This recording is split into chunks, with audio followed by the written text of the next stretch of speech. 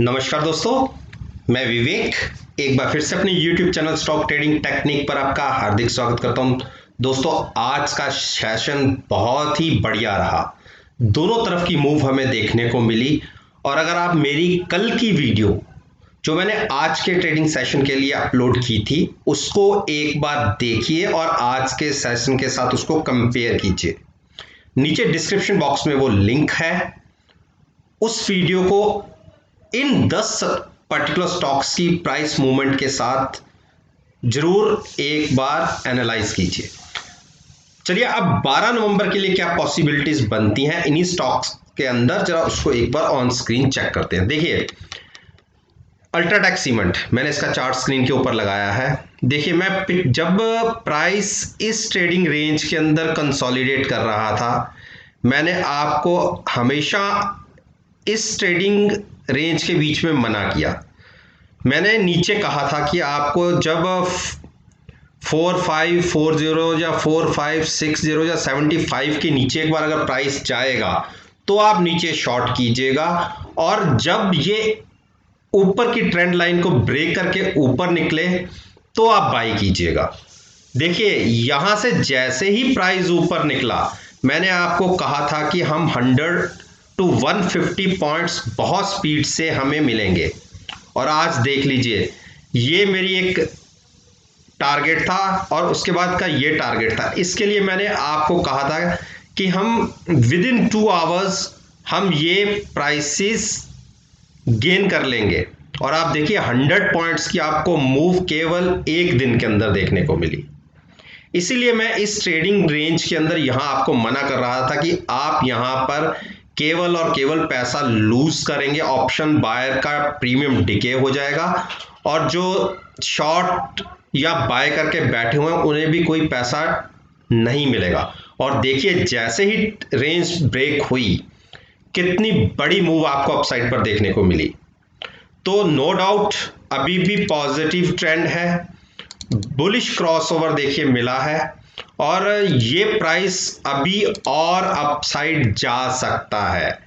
मैं आपको एक चीज बताना चाहता हूं कि अब हम इस स्टॉक के अंदर 5000 के टारगेट्स भी अचीव कर सकते हैं।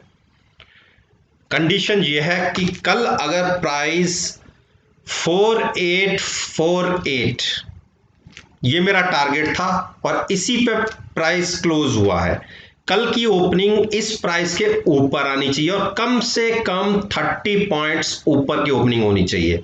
4870 के आसपास की अगर हमें, या 4880 के आसपास की अगर हमें ओपनिंग मिल जाती है, 30 रुपीज नीचे का स्टॉप लॉस लेके हम बाइंग में बैठेंगे। अगले 1 या 2 दिन का टारगेट मेरा 5000 का होगा। जब तक प्राइस 4660 के ऊपर है, घबराने की कोई जरूरत नहीं है, लेकिन 4660 के नीचे ब्रेक होते ही या 4600 ब्रेक होते ही नीचे की तरफ एक बड़ा डिप भी देखने को मिल सकता है। रीजन, स्टॉक ओवरबॉट जोन में एंटर करने वाला है, तो उसके बाद एक करेक्शन की उम्मीद भी बनती है, लेकिन ट्रेंड पॉजिटिव है। 95% पैसे आपको अपसाइड पर मिलेंगे और ट्रेड भी आपको ऊपर ही देखने को मिलेगा। आईओसी, देखिए, आईओसी ने मेरे 84 तक के टारगेट अचीव कर दिए। 85 मैं बार बार कहता आया हूं, और अब मेरा लास्ट टारगेट बचता है 86 पे आपके ये प्राइस थोड़ा सा थकेगा, कंसोलिडेट कर सकता है, क्योंकि एक बड़ी मूव अपसाइड पर बन चुकी है। मैं उसके बाद का टारगेट आपको देता हूं 88 के आसपास का टारगेट। थोड़ा सा मैं कलर चेंज कर देता हूं, आसानी रहेगी। तो उस केस में हम 89 का टारगेट अचीव करेंगे, लेकिन 86 के ऊपर की हमें क्लोजिंग मिलनी चाहिए, और हो सकता है हम 2 से 3 दिन 86 के आसपास कंसोलिडेट करें। ट्रेंड पॉजिटिव है, आप ट्रेंड के साथ चलिए। 72 73 के आसपास की आरएसआई है, और गुंजाइश 80 तक भी जा सकती है आरएसआई, ऐसा कुछ नहीं है। तो 86 के टारगेट हमें देखने को मिलेंगे। 86 के ऊपर की क्लोजिंग हमें 89 तक ले जाएगी। तो पॉजिटिव रहिए, शॉर्ट नहीं सोचना। शॉर्ट सोचेंगे हम 78 के नीचे जाके। बात कर लेते हैं गेल की। गेल ने देखिए 91 का मेरा एक टारगेट था जो कल के दिन में अचीव हुआ, लेकिन क्लोज उसके ऊपर नहीं मिली। आज हम ऊपर ओपन हुए और क्लोजिंग ही हमें 93 के ऊपर की मिली है, यानी इसके बाद मेरे 96 के टारगेट की एक पॉसिबिलिटी 85% बढ़ जाती है, क्योंकि क्लोजिंग हमें 91 से ऊपर की मिली। 91 के स्टॉप लॉस के साथ आप बाइंग करके चल सकते हैं। कंडीशन वही, जैसे मैं हमेशा आपसे कहता हूं, आज की क्लोजिंग से ऊपर की ओपनिंग आए और 15 मिनट स्टॉक कम से कम ऊपर ही ट्रेड करता रहे, तो बिल्कुल बाइंग में बैठिए। स्टॉप लॉस लीजिए 91 का, टारगेट होगा 96। देखिए टाटा मोटर्स ने मेरे 152 के टारगेट अचीव कर दिए। मैं आपको बार बार कहता आ रहा था कि मेरी खुद की अपनी पोजीशन 138 से आसपास की है और मैं इसको 152 के आसपास जाके एग्जिट होऊंगा इस पोजीशन से। तो मेरी पोजीशन कैरी थी 138 की, 152 का प्राइस हो चुका है। अब मेरी एक ये ट्रेंड लाइन थी जिसको ब्रेक करके ये प्राइस नीचे एंटर हुआ था और उसके बाद इसको ऊपर जाने में बहुत तकलीफ हो रही थी। अगर जिस दिन भी ये प्राइस, अगर कल के हिसाब से मैं इसका प्राइस बता दूं तो 157 के आसपास का प्राइस बनता है। अगर 157 के ऊपर की क्लोजिंग आ गई तो आप इसकी ये भूल मान के चलिए कि हम 175 के लिए बहुत स्पीड से जा सकते हैं। तो ट्रेड ले सकते हैं आप। स्टॉप लॉस अगर बड़ा लगाना चाहते हैं तो आप 141 का लगाइए, लेकिन 141 का स्टॉप लॉस बहुत बड़ा हो जाता है। और अगर लॉट साइज को देखें तो 5700 के हिसाब से 50-60 हज़ार पॉइंट का एक डाउनसाइड, जो मैं नहीं मानता कि इतना बड़ा स्टॉप लॉस लेना चाहिए। आप 148 का स्टॉप लॉस लेके पॉजिटिव साइड पर अगर हमारी ओपनिंग होती है, यानी 152 के ऊपर हम ओपन होते हैं और कंटिन्यूस ट्रेड करना शुरू करते हैं, तो आप ये मानिए हम इस ट्रेंड लाइन को छू सकते हैं और इसके ऊपर की क्लोजिंग का मतलब है कि हम फर्दर 20 पॉइंट्स की एक और रैली देख सकते हैं। लेकिन एक चीज ध्यान देखने वाली बात है, आरएसआई इसमें हम ओवरबॉट जोन में आ रहे हैं, तो ओवरबॉट जोन के बाद एक करेक्शन की उम्मीद 95% बढ़ जाती है, तो उस चीज को भी ध्यान में रखिएगा। अगर कहीं भी ट्रेंड रिवर्सल दिखता है तो हम इसमें शॉर्ट की पोजीशन भी बनाएंगे और शॉर्ट की पोजीशन में हमें कम से कम 10 से 12 पॉइंट बहुत स्पीड से देखने को मिलेंगे। और जो मेरी 138 की पोजीशन थी, मैं 150 पे एग्जिट हो गया। उसमें मेरे टारगेट 152 के थे, लेकिन 150 पे मैं एग्जिट हो गया और अच्छे प्रॉफिट के साथ। तो बाइंग में रहिए, ट्रेंड पॉजिटिव है, ट्रेंड के अगेंस्ट पार्टिसिपेट मत कीजिएगा। नहीं बाइंग करनी तो आप साइड होके बैठिएगा, लेकिन अभी शॉर्ट नहीं करना।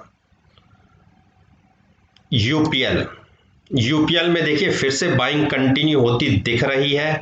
जितनी बड़ी सेलिंग हमने देखी थी उसमें से आप ये देखिए, जो एक क्लोजिंग है 443 की, एक वॉल्यूम वेटेज मूविंग एवरेज होती है, उसका प्राइस निकलता है 443 और क्लोज हम हुए हैं 436।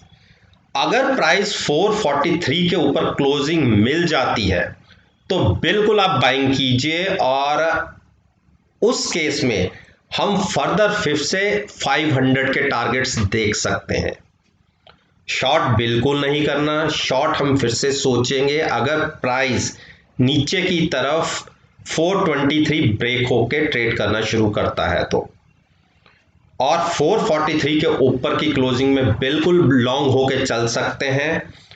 टारगेट 465 के ऊपर की क्लोजिंग, टारगेट होगा 500।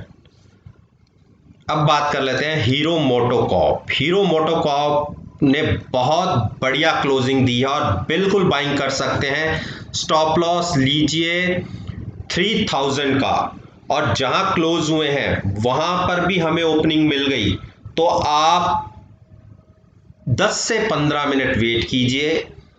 बाइंग में बैठिए। पहला टारगेट होगा 3175। अच्छा बढ़िया टारगेट है 3175 का। शॉर्ट बिल्कुल नहीं सोचनी, शॉर्ट सोचिएगा 2950 के नीचे जाने पर।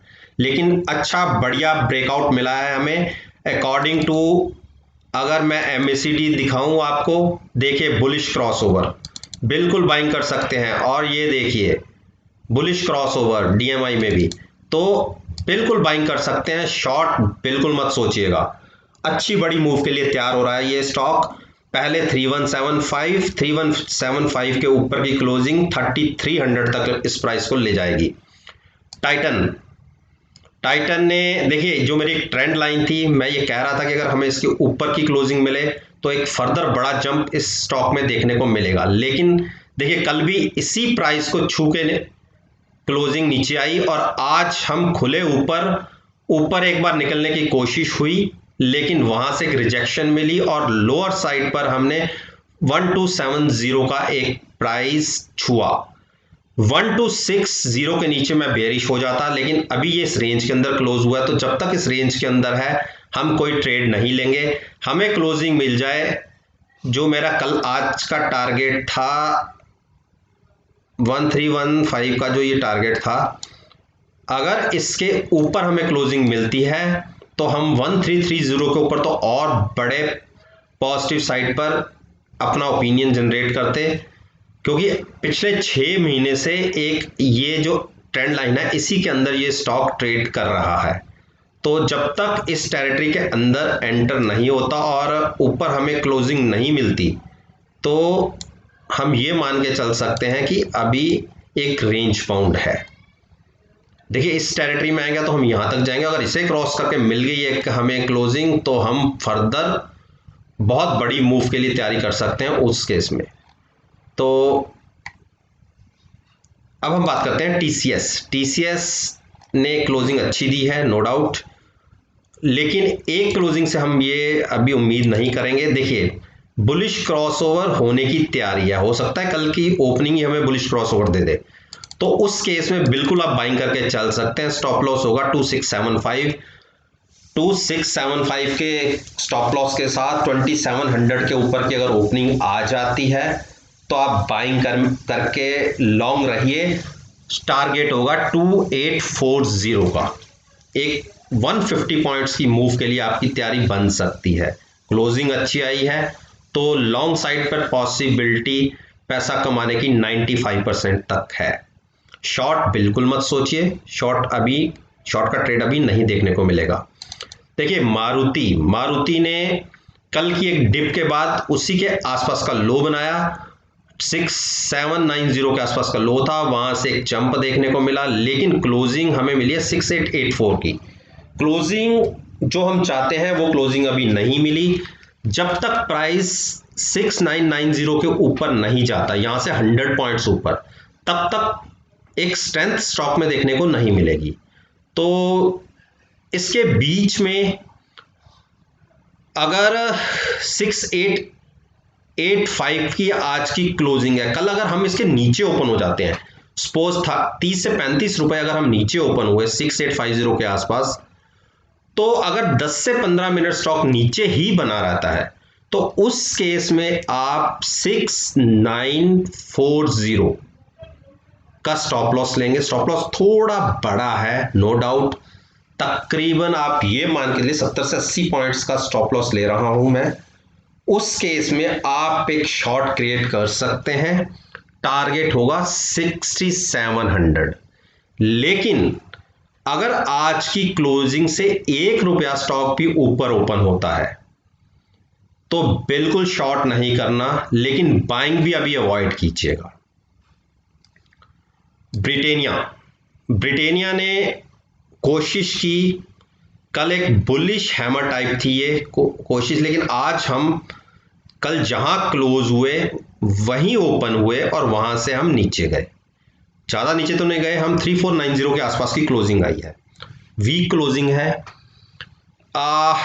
जब तक प्राइस 3540 के ऊपर हमें नहीं क्लोजिंग देता तब तक बाइंग मत कीजिए।